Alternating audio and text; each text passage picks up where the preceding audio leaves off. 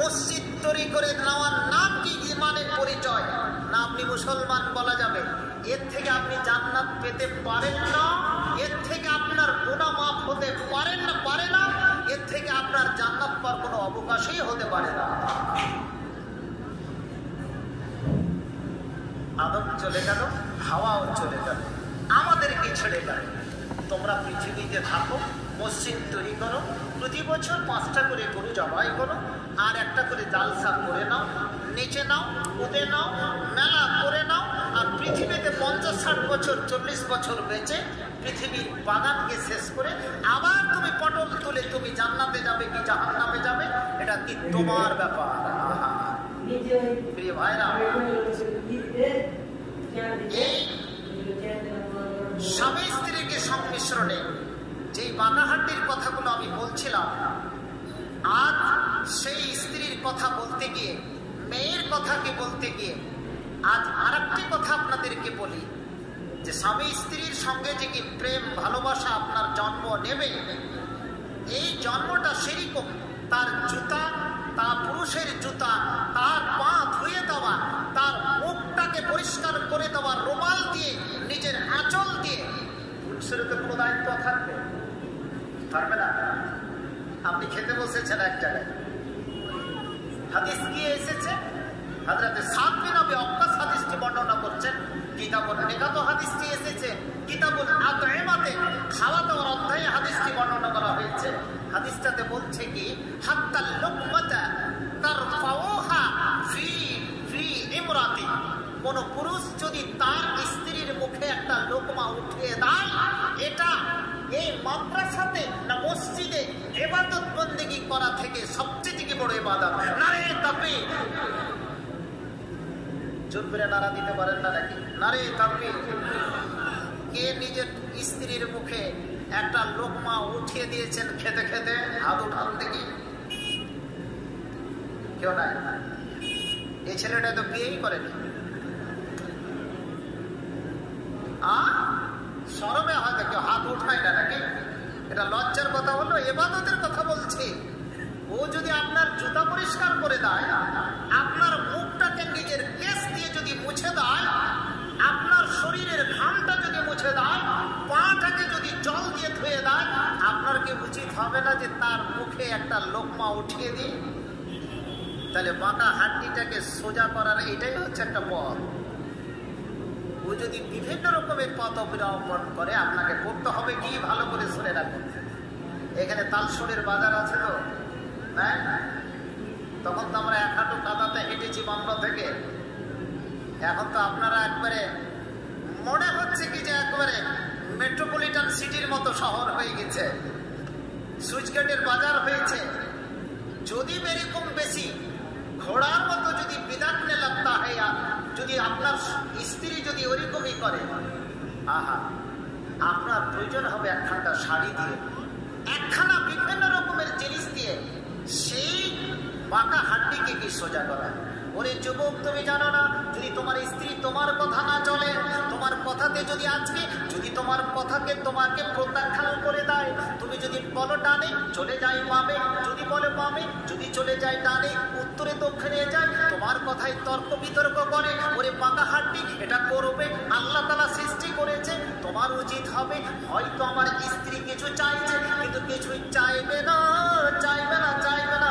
প্রয়োজন হলে কোনো তাকে কোনো মিষ্টি খাবার এনে দাও, প্রয়োজন হলে তার মুখের কোনো লিপস্টিক আলতা ফিতা এনে দাও, কোনো শাড়ি এনে দাও, নিশ্চয়ই সেটাকে তোমার ওষুধের কাজ করবে, তোমার কাছ থেকে তালাক নেবে না।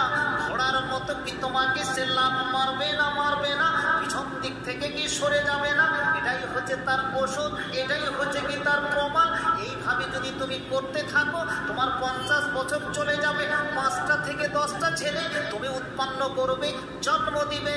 অতএব তুমি এর থেকে তোমার স্ত্রীকে তুমি লাবণ্যময়ী করে কল্যাণময়ী করে তুলবে, সংসার তুমি সুন্দরভাবে গড়বে। কাউরি কিছু আসে যায় না, যায় না।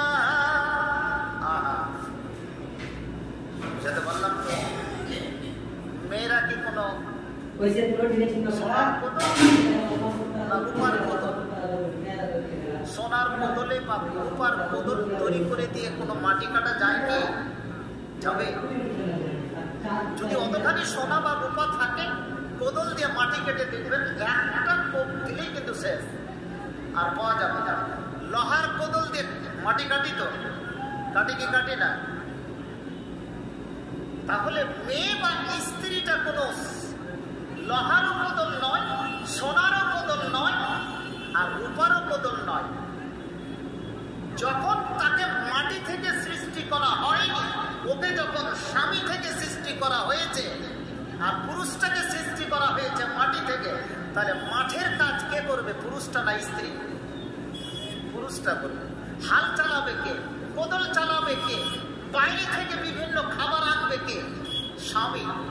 তাহলে স্ত্রী কোনো গরু, মহিষ, ছাগল, বাইরে কোনো কাজ, চাকরি বাকরি, বিভিন্ন কাজের সাথে কোনো স্ত্রীর সম্পর্ক নেই। কোন স্ত্রীকে দিয়ে কাজ যে পুরুষ করায়, সে হচ্ছে গর্দব ইউনিভার্সিটির ছাত্র, সে হচ্ছে গর্দব, সে হচ্ছে মুনাফিক, সে হচ্ছে বেঈমান, সে হচ্ছে প্রতারক, সে হচ্ছে কি প্রবঞ্চক। তোমার স্ত্রী কাজ, বাইরের কাজ করবে, এটা কোনো হাদিস বলে দেয়নি। তোমাকে কাজ করতে হবে নিমটি মেরে, বাইরে থেকে স্ত্রী থাকবে তোমার ঘরের কি বস্তু, সেটা অলংকার। বুঝতে পারলেন কথাটা? আর একটা যুক্তি নেন। কি যুক্তি? মেয়েরা চুরি পরে তো, চুরি পরে না, হার পরে তো, আরো কিছু পরে, বিভিন্ন অলংকার। যেই সমস্ত অলংকার গুলো, গয়নাগাটি গুলো পরে, এই গয়নাগাটি গুলো, চুরিটা যে তৈরি করা হয়, চুরিটা কি কোনো লম্বা রড থাকে না গোল হয়? টানাটুরি করে তো বাঁকা। যে কোনো অলংকার বা গয়নাগাটি কিন্তু বাঁকা করেই তৈরি করা হয়, করে না? একটু করে বাঁকা তৈরি করে যারা স্বর্ণকার আছে, কিন্তু বাঁকায়। এটা কোনো সোজা মানুষ পরে না। কে পরে এটা? কে পরে? ওই যে বাঁকা হাড্ডির মেয়েটা পরে না। ও যেখানে বাঁকা হাড্ডির মেয়ে, ওর অলংকার গয়না গাঠিগুলো কিন্তু বাঁকা। আর আমার কিন্তু গয়নাগাঠির কিন্তু প্রয়োজন হয় না, তো আমি তো পড়তে পারি না। আজকাল তো পুরুষের ছেলেরা, পুরুষ ছেলেগুলো তো পড়ছে গলায় হার, পরে না? আমার ছেলেরা পড়ছে তো, মেয়েটাকে দিতে পারি না, কিন্তু ও ঠিক রূপার হার পরে নিচ্ছে। আরো কিছুদিন হয়তো যন্ত্রণও পড়বে, আরো কিছুদিন পরে হয়তো কমরও পড়বে, আরো কিছুদিন পরে তো আরো কিছু পড়বে, জানি না। এগুলো সব দাজ্জালের এজেন্ট। কার এজেন্ট? দাজ্জাল ফের কোথায় আছে? ব্রিজের নিচেই হবে, দেখবেন। কোন ব্রিজ? আমডল ব্রিজ হতে পারে, থাকতে পারে, ওখানে লুকিয়ে আছে। আহা, প্রিয় ভাইরা আমার, তাহলে গয়না গাটি এটাও ও বাঁকা হাড্ডির তৈরি, তখন ওর গয়না গাটিও স্বর্ণকারেরা বাঁকা করে তৈরি করে।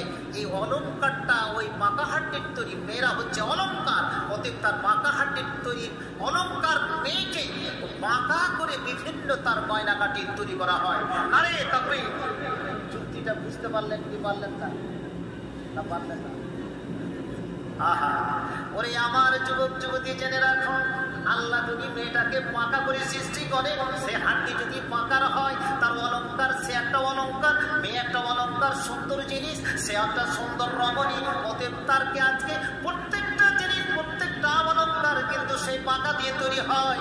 অতএব তুমি তাকে বাঁকা দিয়ে, তাকে সুন্দর জিনিস হিসাবে পেশ করে দাও, ওতেই সে খুশি থাকবে, ওতে সে আনন্দিত থাকবে। এটাই কি তোমার ইমানের পরিচয় হবে, এটাই তোমার ইবাদতের পরিচয় হবে। এটাকে তুমি মেনে নাও, মেনে নাও। আর এটাকে তুমি যদি না মানতে পারো, তাহলে তোমার পরিবার থাকবে না, তোমার পরিবারকে ভেঙে যেতে পারে। এটা কোনো মডল সরকার তোমার পরিবারকে জোর লাগাতে পারবে না, পারবে না। আর একটু এগিয়ে আসে, আরো কতগুলো কি যুক্তি দিচ্ছে আপনাদের কাছে, যেটা কি কোরআন হাদিস কি তার সম্পর্কে রেখেছে। আর স্নেহ, প্রেম, ভালোবাসা যদি স্ত্রীটাকে আমি দিতে না জানি, মসজিদ ইবাদত বান্দিগি করছে, এটা একটা one of the kind of ইবাদত, এটা ঠিক আছে। কিন্তু সবচেয়ে বড় ইবাদত স্বামী স্ত্রীর জীবনে। একটা স্ত্রীকে একটা লোক প্রত্যেকদিন মারে, সারা প্রত্যেকদিন মারে, আর সন্ধ্যাবেলায় দুজনেই একই প্লেটে ভাত খায়। এটা সম্ভবপর?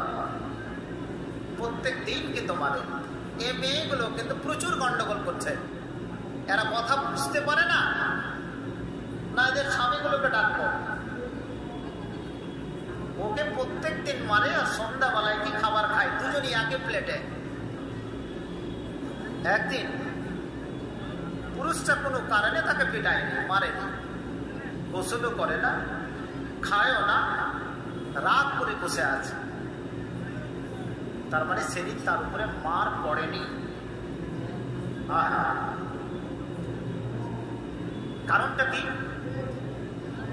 মারের পরে যে পুরুষ স্ত্রীকে যে আদর দেয়, যে স্নেহ দেয়, যে প্রেম ভালোবাসা যে বুকে জড়িয়ে নেয়, এটাই হচ্ছে তার কাছে সবচেয়ে কি পাওয়া বস্তু।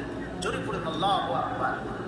আজকে সেই আদরটা কিন্তু পায়নি পুরুষের কাছ থেকে, ওই জন্য গোসলও করেনি, রাগ করে বসে আছে, একই সঙ্গে প্লেটে সে খেতেও চায় না। ওরে আমার যুবক যুবতী জেনে রাখুন, ওই মেয়ের মনকে আপনি বুঝতে পারেন না, ওই মেয়ের মনকে বুঝার মতো সেই শক্তি তার থাকে না।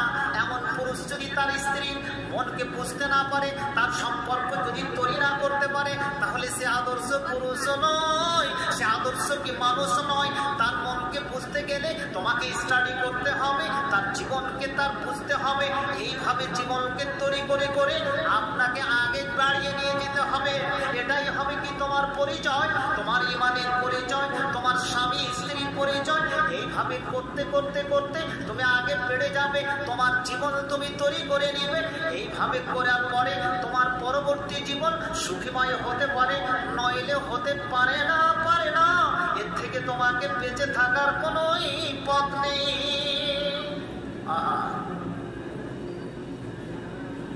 আর বিভিন্ন সমস্যায় কি জর্জরিত, বিভিন্ন জায়গায় আজ স্বামী স্ত্রীর যে সংমিশ্রণ, নারী পুরুষের যে কি সংমিশ্রণ, চতুর্দিকে আমরা কি আজকে কি দেখতে পাচ্ছি যে পুরুষের সংখ্যা মনে হচ্ছে কি কমে গেল, মেয়েদের সংখ্যা। কদিন আগে মিলনগড় স্টেশনে গোড় ট্রেনটা ধরছি, কয়েকজন পার্টনারকে বলছি যে স্টেশনে পুরুষের সংখ্যাটি গুণ তো আর মেয়ের সংখ্যাটি গুণ। তাতে পার্সেন্টেজ আসলো 60%, 60% মেয়ে আর 40% কি ছেলে। ওটাও নয়, 100টার ভিতরে 80টাই ছিল মেয়ে আর 20টা ছিল যুবক, সেটাও আবার কুলিপাদ্দা। এরকম স্টেশনে, হরিশ্চন্দ্রপুর স্টেশনে, হরিশ্চন্দ্রপুর বাস স্ট্যান্ডে, মালদা বাস স্ট্যান্ডে, রথবাড়ি স্ট্যান্ডে। তাহলে পুরুষের সংখ্যা কমে গেছে, মেয়েদের সংখ্যা কি বেড়ে গেছে? কথাটি ভালো করে ভাববেন।